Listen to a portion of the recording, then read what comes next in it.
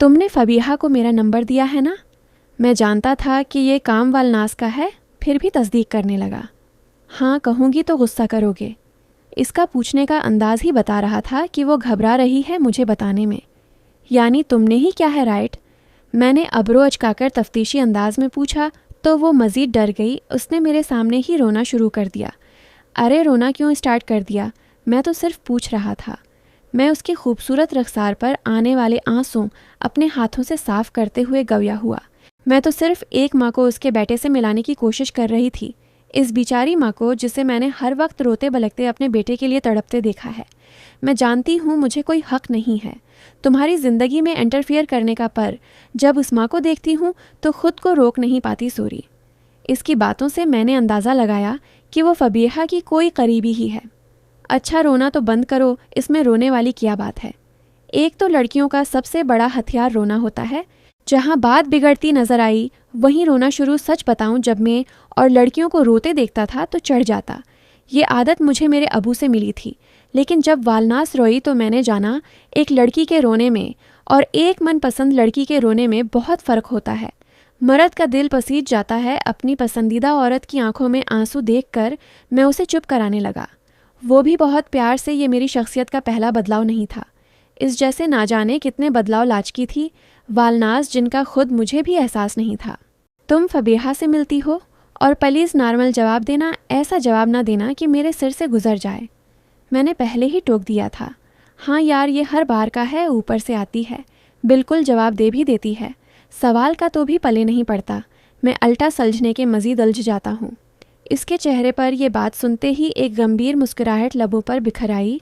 एक लम्हे के लिए महसूस हुआ जैसे मानो मेरा मजाक उड़ा रही हो। मैं उसके चेहरे के तासरात ताजब से देखने लगा, जो ये सवाल सुनने के बाद मुसलसल बदल रहे थे।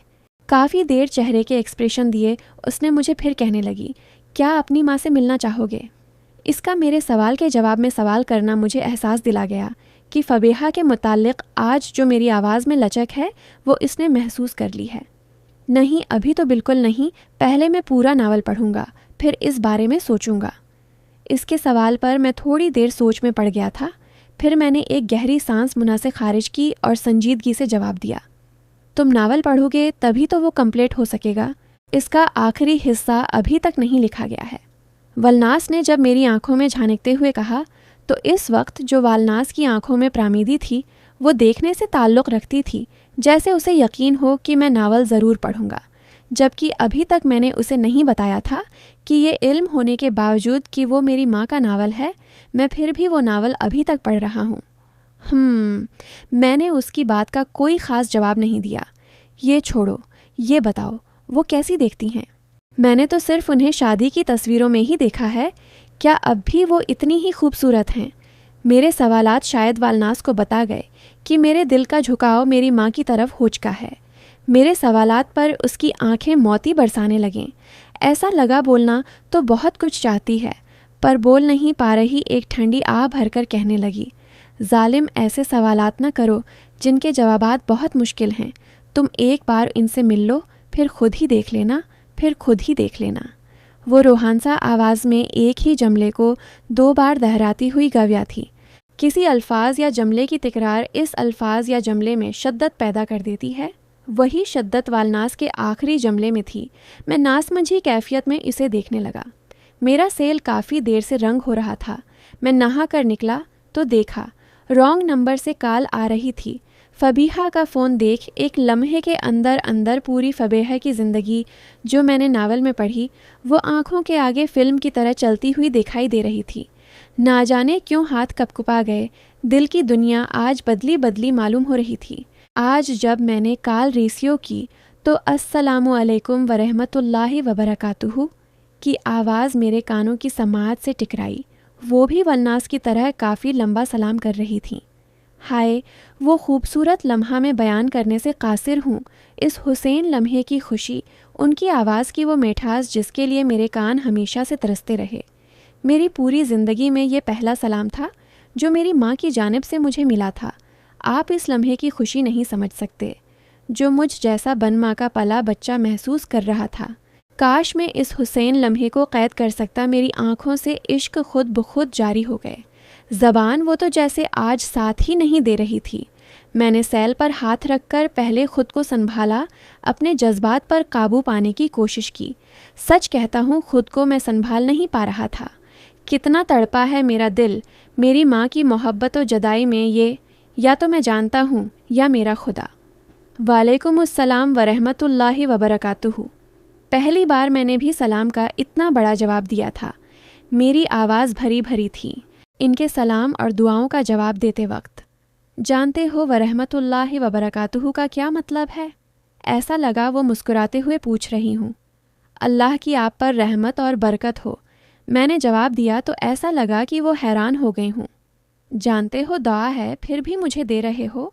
उनकी आवाज़ में शदीद हैरत महसूस हो रही थी, मुझे शायद इस बात की कि मैं उन्हें दुआएं दे रहा हूँ। कैसी हैं आप? बहुत मुश्किल से बस इतना ही सवाल करने की हिम्मत हुई, जिसके जवाब में मुझे फूट फूट कर रोने की आवाज़ें सुनाई देने लगीं। हम दोनों माँ बैठे शायद एक दूसरे के लिए बहुत तड़पे हैं, और मज़े की बात देखें, हमें तड़पाने वाले कोई गैर नहीं थे। सब ही खुद को अपना कहलाने वाले थे, जिनमें सरफहरस्त मेरे वालिद दादा दादी, सारे चाचा फूफियाँ मारिया वानिया उसकी बेटियाँ, सब ही अपने ही तो थे, इनमें पराया कौन था। सब ने मिलकर मेरी और मेरी माँ की खुशियों को सानब की तरह डिसा है। मैंने बड़ी हिम्मत जमा करके फ़बीहा के लिए मुम्मा का लफ्ज़ अदा किया।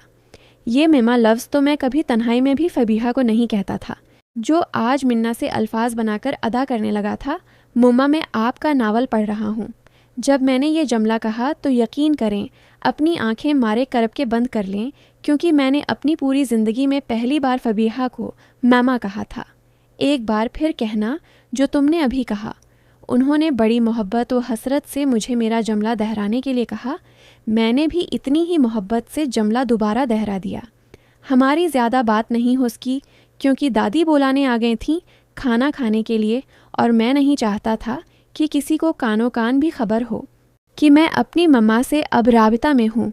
मैं इन्हीं लोगों में पल बढ़कर बड़ा हुआ हूँ, उनकी मकारियों और चालाकियों से बखूबी वाकिफ़ हूँ, इसलिए मैं अपनी मम्मा से राबिता को अभी ज़ाहिर नहीं करना चाहता था। रात में अपने कॉलेज का असाइनमेंट कंप्लीट करने के बाद नावल पढ़ना स्टार्ट किया। नावल मेरी माँ की ख्वाहिश थी, वो पगली राइटर मुंतज़रा फ़बीहा। ज़ेशान। आज ये नाम पढ़ते ही दिल में मोहब्बत का जज्बा जोश मारा, और मैं अपनी माँ के नाम से अपने लब लगाकर चूमने लगा। आँखों में फिर आंसू भर आए थे, जिन्हें साफ करके मैंने नावल पढ़ना शुरू किया। मारने के बाद शायान ने मुझसे अकेले में आकर माफ़ी मांगी, लेकिन जिस तरह वो बातें कर रहे थे वो बहुत अजीब थीं। अपनी आंखें भी ऐसे चढ़ा चढ़ा कर बात कर रहे थे, जैसे जब जिन वाला नाटक करते थे तब क्या करते थे। फ़िलहाल मेरी ज़िंदगी में सिवाय नाटकों और गमों के और था क्या? मेरे दोनों हाथ पकड़कर अपने मुन्ना पर मारने लगे। कहने लगे, मुझे मारो, तुम भी। मुझे समझ नहीं आ रहा था अब ये कौन सा नया नाटक स्टार्ट हो रहा है। शायान मुझसे कहने लगे, अपने वालिद को फ़ोन करो और अपने घर जाओ, मेरी नज़रों के सामने से कुछ दिनों के लिए हट जाओ। मैं नहीं चाहता मैं दोबारा तुम पर हाथ उठाऊं। उनकी बात सुन मेरी तो रूह कांप गई थी, ये सोचकर कि वो मुझे फिर मारेगा अगर मैं यहाँ रखी रही। मैंने उन्हीं के सैल से अपने वालिद को फ़ोन मिलाकर शायान के कहे अल्फाज जों के तू बयान कर दिए, ताकि वो मुझे लेने आने में देर न करें। मुझे दोबारा मार खाने के ख्याल से भी अपनी सांसें मारे खौफ के रखते महसूस हो रही थीं। डेड और मेरे छोटे चाचा ने दोबारा तस्दीक के लिए फ़ोन किया कि वाकई शायान ने यही अल्फाज कहे हैं। वो ख़ुद कह रहा है, तुम अपने मैके जाओ। मैंने फिर शायान से तस्दीक की, क्योंकि मुझे डर था कि कहीं ज़ेशान को मुझसे न छीन लें। शायान ने फिर हाँ कहा। मैंने अपने डैड को बता दिया कि वो वाकई राज़ी हैं, उन्होंने ख़ुद कहा है मुझसे। लेकिन एज एक्सपेक्टेड वो दूसरे दिन मेरे डीड और चाचा के सामने मुकर गए। मेरे ससुर ने बहुत बुराइयां की मेरी, वो भी मेरे ही डीड और चाचा के सामने, जबकि एक दिन पहले ही उनका बेटा मुझे मार चुका था। मैंने उन जैसे झूठे और बात से फिर जाने वाले लोग ज़िंदगी में नहीं देखे। मेरे ससुर ने साफ कहा, वो भी बड़े अकड़ कर अपनी बेटी ले जाओ, हमारा पूता कहीं नहीं जाएगा। मेरा डर सामने आया। वो फ़िरौन नमा इंसान एक माँ को उसके बच्चे से जदा करने की कह रहा था। मेरी जगह कोई भी माँ होती और उसका चंद माह का बच्चा इससे छीनकर कहा जाता कि चल अपने बाप के साथ चली जा, अगर तुझे जाना है तो पर मेरा बेटा नहीं जाएगा। तो मैं पूछना चाहती हूँ वो क्या करती? जाहिर सी बात है, एक माँ का दिल रखने वाली औरत कभी भी अपने चंद माह का बच्चा छोड़कर नहीं जा सकती। तो फिर मैं कैसे चली जाती? मेरे डैड मुझसे अलग से मेरी सास के कमरे में बात करने आए। मैं जब से बीमार पड़ी थी वहीं रहा करती थी। मेरी सास, नंदों और दीवरों ने बहुत कोशिश की मुझे उस कमरे से निकालने की, लेकिन मैं अपने घर छत के रास्ते से जाने के लिए तैयार नहीं थी। मारिया चाची के जिन साफ कह गए थे कि वो मेरे ज़ेशान को मार देंगे। तब से मैं अपने घर ही नहीं गई। मैंने अपनी सास से ज़द करना शुरू कर दिया था कि मुझे अपने ही घर में एक कमरा दे दो और मेरा घर भले ही बेच दो या जो दिल चाहे उसके साथ करो, आप खुद बताएं। मैं उस खूबसूरत घर का क्या करूँगी जो मेरे बेटे और मेरी जान पर बन रहा था। पहली बार मैं अपने डैड के सीने से लगकर फूट फूट कर रोई। इस वक्त जो मेरे डैड की आंखें थीं वो आज भी मेरी आंखों में रहती हैं। मेरे डैड की आंखें सरख अंगारे की तरह लाल थीं, इतनी लाल कि मानो खून उतर आया हो। ऐसा लग रहा था अभी रो देंगे। खुद को उनकी जगह रखकर सोचूं तो जितना मैं तड़प रही थी इससे कई हजार गुना मेरे डैड तड़प रहे थे। मेरी हालत देखकर वो बेचारे बहुत महीनों से कोशिश कर रहे थे मुझे यहाँ से निकाल कर वापस घर ले जाने की, मेरा रूहानी इलाज करवाने की, पर मेरी ससुराल वाले राज़ी ही नहीं हो रहे थे। उन्हें अपनी झूठी शान जो अजीज़ थी, अगर उनकी बीमार बहू कराची पहुँच जाती तो उनका तो नाम खराब हो जाता। वैसे ये सच है, लोगों ने अपने बेजान नामों की खातिर ना जाने कितने जानदार इंसानों को तकलीफ़ में मुब्तला किया है। हवा वही जो मेरी ससुराल वाले चाह रहे थे। मेरे डैड और चाचा इतनी दूर से आकर वापस खाली हाथ लौट गए। मेरे वालिदैन मेरी हालत देखने के बाद खामोश नहीं बैठ सके। उन्होंने मेरे मामू, जो पूरे ख़ानदान के सबसे अमीर आदमी हैं, इनसे बात की, उन्हें बताया कि मेरे साथ क्या क्या मामलात चल रहे हैं। पहले तो उन्हें यकीन ही नहीं आया। रमज़ान शुरू होने वाले थे। मुझे मारने के ठीक एक हफ्ते बाद ज़ेशान के साथ पूरे रमज़ान के लिए घर रहने भेज दिया गया। मेरे घर वालों को इस बात का इल्म नहीं था कि मुझे इस डेल के साथ भेजा जा रहा है कि रमज़ान के बाद मुझे वापस आना है बग़ैर कोई मसला खड़ा करे। और ये डेल मेरे ससुर मामों और मामों के दोस्त, जो मेरी सास के सबसे बड़े और अमीर भाई हैं, के दरमियान हुई थी, जिसका खुद हमें चांद रात को इल्म हुआ। मैं वापस नहीं जाना चाहती थी, लेकिन मुझे ज़बरदस्ती वापस भेज दिया गया क्योंकि ख़ानदान के दो बड़ों ने अपनी ज़बान पर भेजा था मुझे घर। अजीब बात है ना, शादी के बाद बेटी कितनी पराई हो जाती है कि इसकी ज़िंदगी के फ़ैसले गैर कर रहे होते हैं और वालिदैन को कोई अख्तियार नहीं होता, ख़ास तौर पर गरीब वालिदैन को। मुझसे पूछा गया था कि तुम बताओ बेटा, तुम क्या चाहती हो? मैंने कह दिया, मैं सिर्फ़ अपना ज़ेशान चाहती हूँ। लड़का मुंतखब करते वक्त किसी ने मुझसे नहीं पूछा कि मैं क्या चाहती हूँ, मुझे शायान पसंद है भी या नहीं। पर आज जब मेरी ज़िंदगी का कोई परेशान हाल न था तो मज़े की बात देखें, सब मुझसे पूछ रहे थे, बेटा तुम बताओ तुम क्या चाहती हो। फिर आगे फ़ैसले इसी के हिसाब से होंगे। बहुत शिद्दती करब में होने के बावजूद ये लाइन, ये जमला अल्लाह जब कोई अदा करता तो मेरे चेहरे पर एक तंजिया मुस्कुराहट खुद ब खुद बिखर आती कि जब मेरी ज़िंदगी से एक नन्ही सी जान मुंसलक हो गई। तब मुझसे पूछते हो कि मैं क्या चाहती हूँ। अफ़फ़, इतना जुल्म सच में हद करते हो। अगर आपकी नज़र में मैं इतनी ही समझदार थी कि अपने फ़ैसले खुद कर सकती थी तो फिर मुझसे पहले क्यों नहीं पूछा गया? और जब पहले नहीं पूछा तो फिर अब क्यों पूछ रहे हो? ताकि सब बरी अलज़मा हो जाएं। वाह, ताकि सब कह सकें जो क्या तुमने खुद किया है फ़बीहा। लोगों में आदत होती है ख्वाह मुख्वाह मशूरे देते रहेंगे हर बात पर, लेकिन जब वाकई इनसे किसी सीरियस मामले में मशूरा मांगो तो ऐसे टाल मटोल से काम लेंगे जिसे इन मासूम लोगों को पता ही नहीं कि मशूरा देना होता क्या है। यही मेरे साथ किया। मैंने सबसे मशूरा मांगा कि बताओ अब मैं क्या करूं, पर मैंने नहीं देखा किसी एक ने भी मुझे मुखल्लिस होकर मशूरा दिया हो। मैं वापस चली गई। अगर कोई बात बुरी लगी तो माफ़ी की तालबा पर क्या करूं, दिल जले हूँ और दिल जले ऐसा ही लिखा करते हैं। जब मैं वापस लौटी तो मेरी सास ने अपनी आँख का 2-3 दिन बाद ही ऑपरेशन करवा लिया। मैं अपने रूहानी इलाज करवाकर बिल्कुल सही लौटी थी। पूरा 1 महीना मेरे डैड मुझे अच्छे से अच्छे डॉक्टर और बाबा को दिखाते फिरे थे। मुझे एक अल्लाह के नेक बंदे ने बता दिया कि मुझ पर जादू करवाया गया था और उस जादू का मकसद मुझे जान से मारना था, जिसका अंदाज़ा मुझे पहले से ही था। मुझे बाद में एहसास हुआ कि अगर शायान मुझे न मारते तो मेरे वालिदैन कभी खड़े न होते।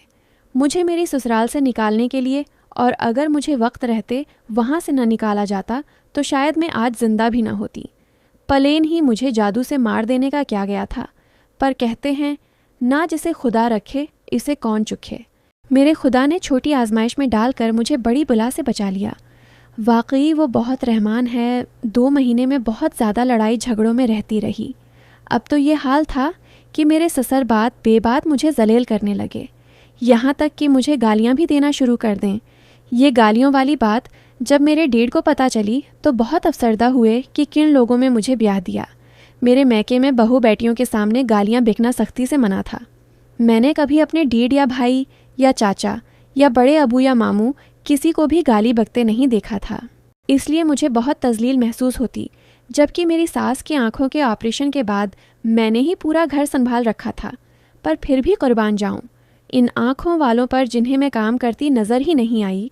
कभी सोचती हूँ क्या खौफ नहीं आता इन आँखों के अंधों को खुदा से, जो झूठ बोलते हैं कि उन्होंने मुझे कभी काम करते नहीं देखा। चलें छोड़ें शकवे शिकायत से क्या होना है अब। एक दिन मुझे कॉल आई, मेरी अम्मी की तबीयत ख़राब है, वो मुझे याद कर रही हैं। मेरे ससुर ने साफ कहा, तुम्हें जाना है तुम जाओ, हमारा पौता नहीं जाएगा। हर बार वाला तकिया कलाम पर इस बार मैं बहुत परेशान हो गई कि मेरी अम्मी को कुछ न हो जाए। मैंने कह दिया मैं जाऊंगी। इस वक्त यही सोचा था कि वापस आ जाऊंगी। कुछ दिनों में शायान ने बहुत रोका, पर आज भी कोसती हूँ इस लम्हे को कि मैं न रोकी। हाँ, मैं साफ कहती हूँ, मेरी गलती है। मुझे वहाँ मर जाना चाहिए था, मगर वहाँ से आना नहीं चाहिए था, क्योंकि माशरा नहीं समझता कि एक लड़की पर कितने जुल्म ढाए जा रहे हैं। वो तो बस चाहता है लड़की अपने घर में बसी रहे, चाहे हर लम्हा मरती हो। वो वहाँ कोई फ़र्क नहीं पड़ता।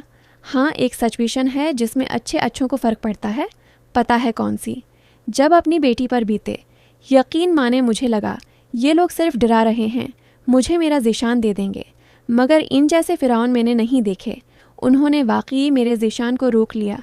मैं घर से बाहर रोती हुई निकली। मैंने बार बार मांगा, मुझे मेरा बेटा दे दो। पर इन फ़िरौनों को मुझ पर, ये मेरे चंद माह के बच्चे पर ज़रा भी तरस न आया। अगर मेरी माँ की तबीयत पेश नज़र न होती तो मैं मर जाती, मगर अपने ज़िशान को छोड़कर नहीं आती। मैं रोती हुई अपने घर पहुँच गई। मेरी अम्मी की ज़िशान को मेरे साथ न देख तबीयत मज़ीद ख़राब हो गई। मेरे घर वालों ने मुझे रोक लिया। रात में मेरे ससुर और 2 दीवर खुद आए ज़िशान को लेकर मेरे घर में बहुत तमाशा करके चले गए। मेरे घर रोकने के दौरान ही मेरे नाना का इंतकाल हुआ। वहाँ मेरी सारी कज़नें आई हुई थीं। सब ही माशा अल्लाह से अपने घर में खुश व आबाद थीं। ये वही कज़नें थीं जो मेरे महंगे महंगे तोहफे देखकर इश्क किया करती थीं। मेरी किस्मत पर आज सब मुझे बेचारगी वाली निगाह से देख रहे थे। उनकी निगाहें मेरे वजूद को चुभती सी महसूस हो रही थीं। वहाँ वालनास आई हुई थी। अब आप कहेंगे ये वालनास कौन? ज़ेशान वालनास। मैं नाम पढ़ते ही ताज्जुब से बोला।